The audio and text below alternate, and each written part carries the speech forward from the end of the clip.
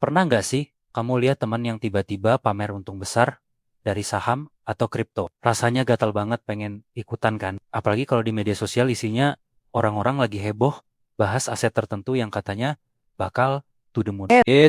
Tunggu dulu. Sebelum kamu ikut-ikutan terjun cuma karena FOMO alias takut ketinggalan, ada baiknya kita ngobrolin dulu dua kata sakti dalam dunia investasi, risiko dan return. Halo semuanya, selamat datang kembali di channel ini. Hari ini kita bakal bahas topik yang super penting buat siapa aja yang mau mulai investasi, yaitu gimana caranya memulai dengan aman, tanpa gampang ketipu tren sesaat. Banyak banget pemula yang akhirnya rugi, bukan karena investasinya jelek, tapi karena nggak paham sama konsep dasar ini. Mereka cuma lihat potensi keuntungannya, tapi lupa sama risikonya. Jadi, apa sih sebenarnya return dan risiko itu? Gampangnya gini.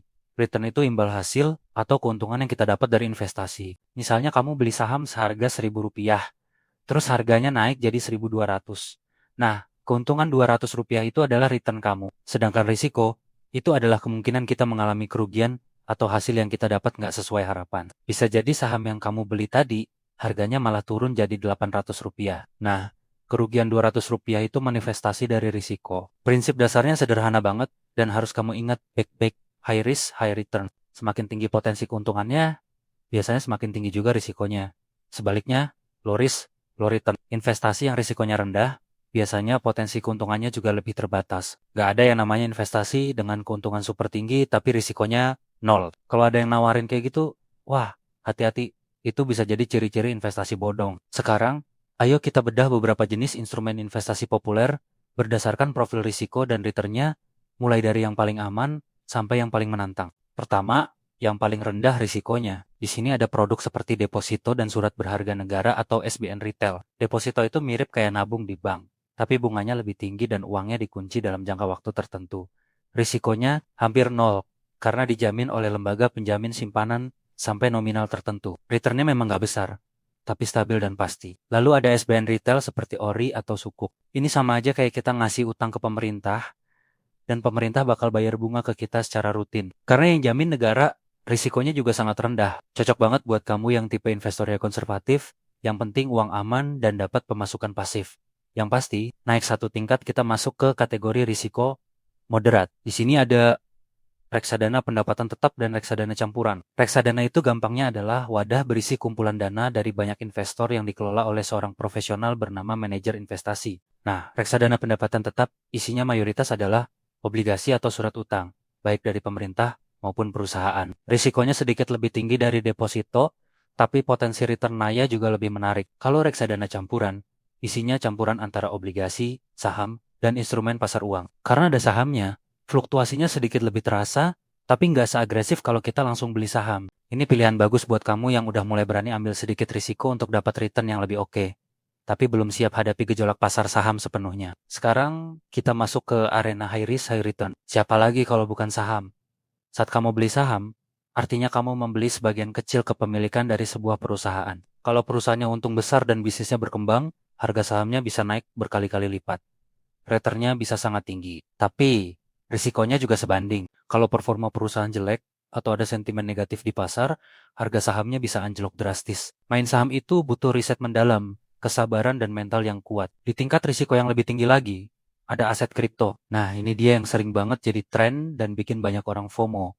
Harga aset kripto bisa naik ratusan persen dalam waktu singkat, tapi juga bisa anjlok puluhan persen dalam hitungan jam. Volatilitasnya super tinggi. Kenapa? Karena fundamentalnya seringkali belum sejelas saham perusahaan dan harganya sangat dipengaruhi oleh sentimen pasar, berita, bahkan cuitan satu orang tokoh terkenal. Investasi di kripto itu seru dan potensinya luar biasa, tapi kamu harus siap mental kalau nilainya tiba-tiba terjun bebas. Anggap saja ini sebagai bumbu penyedap dalam portofolio. Jangan jadikan menu utama, apalagi kalau kamu masih pemula. Oke, setelah tahu jenis-jenisnya, pertanyaan selanjutnya adalah gimana cara memulai investasi yang aman?